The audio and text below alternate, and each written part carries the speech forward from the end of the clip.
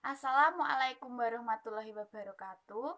Perkenalkan, saya Afi Chandra, NIM R04185502, Program Studi Kebidanan Program Sarjana Terapan Universitas 11 Maret. Kali ini saya akan melakukan konseling mengenai manajemen terpadu balita sakit atau MTBS dan alur MTBS pada masa COVID-19. Baik, di sini saya sudah bersama pasien saya. Langsung saja kita mulai untuk konselingnya. Selamat pagi Ibu, perkenalkan saya Bidan Afid yang bertugas pada pagi hari ini. Baik Ibu, ini dengan Ibu Bin ya Ibu ya, berumur 28 tahun. Benar.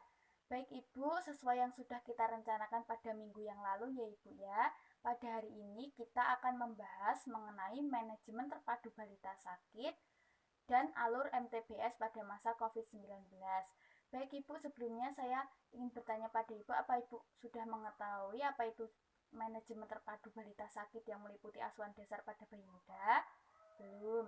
Baik Ibu, jika Ibu belum mengetahui, nah Ibu nanti pada saat konseling saya membutuhkan waktu sekitar 10-15 menit ya Ibu ya untuk menjelaskan, dan nanti apabila Ibu ingin bertanya, Ibu silakan bertanya, saya akan menjawab. Seperti itu ya Ibu ya. Baik Ibu, langsung saja kita mulai untuk konselingnya. Nah, yang pertama untuk manajemen terpadu balita sakit ini ada asuhan dasar pada bayi muda yang meliputi mencegah infeksi, pemberian ASI, menjaga suhu tubuh bayi tetap hangat, dan pemberian imunisasi ya Ibu ya. Baik Ibu, kita mulai untuk yang pertama yaitu mencegah infeksi. Nah Ibu, untuk mencegah infeksi ini sendiri, penata laksanaannya yang pertama yaitu Ibu mencuci tangan sebelum dan sesudah memegang bayi Ibu ya Ibu ya. Kemudian Ibu juga membersihkan tali pusat apabila tali pusat Ibu basah atau kotor, dibersihkan dengan air matang, kemudian dikeringkan dengan kain yang bersih dan kering ya Ibu ya. Kemudian dikeringkan dengan kain yang bersih dan kering juga. Nah, di sini Ibu saya sarankan untuk menjaga tali pusat bayi Ibu supaya selalu bersih dan kering untuk mencegah terjadinya infeksi. Kemudian Ibu juga harus menjaga kebersihan tubuh bayi Ibu dengan memandikan bayi Ibu apabila suhu tubuh bayi Ibu sudah stabil. Kemudian Ibu juga harus menggunakan sabun dan air hangat ya Ibu ya. Kemudian Ibu bersihkan seluruh tubuh bayi Ibu dengan hati-hati. Seperti itu ya Ibu ya. Kemudian Ibu juga saya sarankan untuk menghindari bayi Ibu kontak langsung dengan orang yang sakit ya Ibu ya, karena bayi yang baru lahir itu sangat rentan tertular penyakit. Seperti itu ya Ibu ya. Kemudian Ibu di sini juga saya anjurkan untuk memberikan kolostrum atau ASI yang pertama kali keluar ya Ibu ya, dikarenakan kolostrum atau ASI yang pertama kali keluar ini sangat mengandung banyak sekali zat kekebalan tubuh sehingga sangat baik untuk tubuh bayi Ibu, seperti itu. Kemudian Ibu juga saya anjurkan untuk menyusui bayi Ibu sesering mungkin. Hanya dengan ASI saja ya Ibu ya, sampai umur bayi Ibu 6 bulan tidak boleh diberikan makanan yang lainnya, cukup ASI saja. Kemudian apabila bayi Ibu tidak mau menyusu, Ibu dapat memberikan ASI perah ya Ibu ya, menggunakan cangkir dan diberikan dengan sendok. Kemudian Ibu juga harus menghindari pemakaian botol dan dot karena dapat meningkatkan resiko terjadinya infeksi pada saluran cerna bayi Ibu. Seperti itu Ibu. Ibu, untuk mencegah infeksi ini apa Ibu sudah paham? Sudah. Apakah ada yang ditanyakan Ibu? Tidak. Bagi Ibu, jika tidak ada yang ditanyakan, kita lanjut untuk yang kedua yaitu pemberian ASI ya Ibu ya. Baik Ibu, selanjutnya yaitu memberikan ASI saja sesering mungkin ya Ibu ya. Untuk penata laksanaannya yang pertama yaitu Ibu mencuci tangan sebelum dan sesudah memegang bayi Ibu. Kemudian Ibu juga saya anjurkan untuk memberikan ASI saja ya Ibu ya, sesering mungkin minimal 8 kali dalam sehari, dapat diberikan pagi, siang, ataupun malam. Kemudian Ibu saya anjurkan untuk menyusui dengan payudara kiri dan kanan secara bergantian, jadi dua-duanya ya Ibu ya.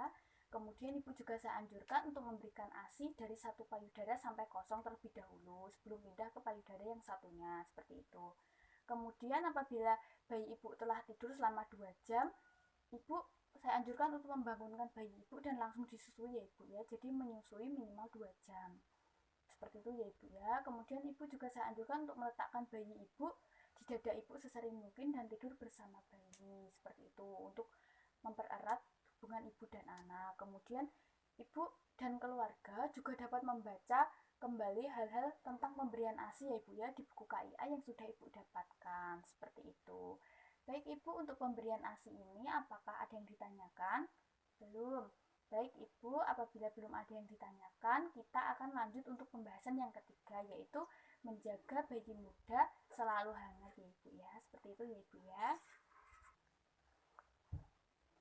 Baik Ibu, kita lanjutkan yang ketiga, yaitu menjaga suhu bayi Ibu atau menjaga suhu bayi muda selalu hangat. Nah, yang pertama yaitu Ibu mencuci tangan sebelum dan sesudah memegang bayi Ibu ya Ibu ya. Kemudian setiap kali bayi Ibu basah, segera keringkan tubuhnya dan ganti pakaian bayi ya Ibu ya dengan kain yang kering. Seperti itu. Kemudian Ibu dapat membaringkan bayi Ibu di tempat yang hangat dan jauh dari jendela atau pintu. Kemudian dapat diberi alas kain yang bersih dan kering ya Ibu ya di tempat untuk pemeriksaan bayi termasuk di timbangan bayi Ibu seperti itu. Kemudian apabila tidak ada tanda-tanda hipotermi, Ibu dapat memandikan bayi Ibu 2 kali sehari ya Ibu ya, tidak boleh lebih, cukup 2 kali saja. Kemudian setelah selesai memandikan bayi Ibu, segera dikeringkan ya Ibu ya tubuh bayi, kemudian dipakaikan pakaian yang bersih dan kering seperti topi, kaos tangan, kaos kaki, dan selimut ya Ibu ya, supaya menjaga suhu tubuh bayi tetap hangat. Kemudian Ibu saya anjurkan untuk meletakkan bayi Ibu di dada Ibu sesering mungkin ya Ibu ya, dan tidur bersama bayi Ibu. Apabila pada BBLR atau berat badan bayi lahir rendah itu suhu yang kurang dari 35,5 derajat Celcius dapat dihangatkan dengan metode kanguru atau dengan lampu 60 watt yang berjarak minimal 60 cm dari dada bayi. Seperti itu ya Ibu ya. Baik Ibu, untuk yang ketiga ini, apakah Ibu sudah paham mengenai menjaga suhu tubuh bayi tetap hangat? Paham? Baik, apabila Ibu sudah paham, akan saya lanjutkan untuk yang imunisasi ya Ibu ya. Dapat kita mulai? Ya. Baik, untuk yang imunisasi ini, saya anjurkan segera memberikan imunisasi HB0 sebelum bayi berumur 7 hari ya Ibu ya. Kemudian diberikan juga imunisasi BCG dan polio 1 apabila bayi berumur 1 bulan. Namun apabila bayi lahir di rumah sakit, imunisasi diberikan sebelum dipulangkan Ibu biasanya. Kemudian Ibu saya anjurkan untuk menunda pemberian imunisasi pada bayi muda yang mempunyai klasifikasi merah. Apabila tidak, dapat diberikan. Seperti itu ya Ibu ya. Baik Ibu, untuk penjelasan mengenai asuhan dasar bayi muda yang meliputi mencegah infeksi, pemberian ASI, menjaga suhu tubuh bayi tetap hangat, dan imunisasi sudah selesai. Selanjutnya akan saya lanjutkan mengenai alur MTBS pada masa COVID-19 ya Ibu ya. Baik Ibu.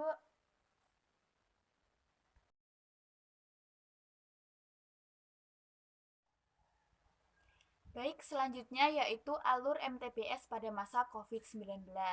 Nah, untuk pisahan kliniknya ada 2, yaitu pasien dengan gejala demam, batuk, pilek, sesak nafas, dan pasien tanpa gejala demam, batuk, pilek, sesak nafas.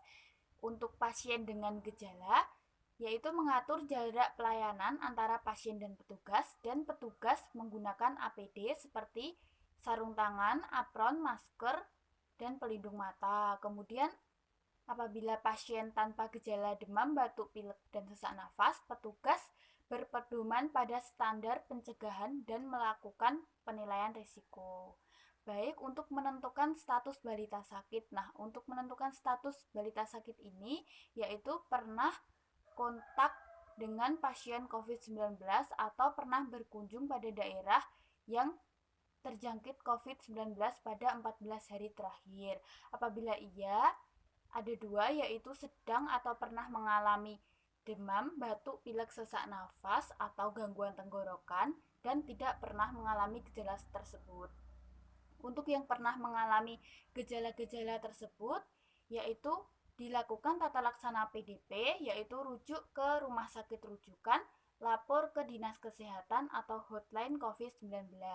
Apabila tidak ada gejala atau riwayat demam, batuk, pilek, sesak nafas, ataupun sakit tenggorokan, dapat dilaksanakan tata laksana ODP, yaitu karantina di rumah selama 14 hari, lapor ke Dinas Kesehatan atau hotline COVID-19. Apabila dalam masa karantina tersebut mengalami gejala seperti demam, batuk, pilek, sesak nafas, atau gangguan tenggorokan, dapat dilakukan tata laksana PDP, yaitu rujuk ke rumah sakit rujukan, lapor ke Dinas Kesehatan, atau hotline COVID-19.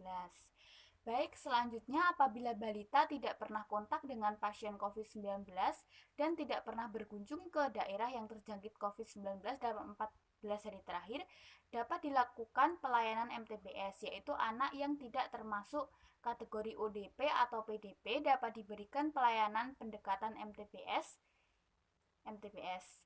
Apabila timbul pneumonia, dapat mengikuti alur PDP. Baik, sekian konseling mengenai manajemen terpadu balita sakit atau MTBS dan alur MTBS pada masa COVID-19. Sekian responsi konseling dari saya. Kurang lebihnya mohon maaf. Wabillahi taufik wal hidayah. Waridho wa inayah. Wassalamualaikum warahmatullahi wabarakatuh.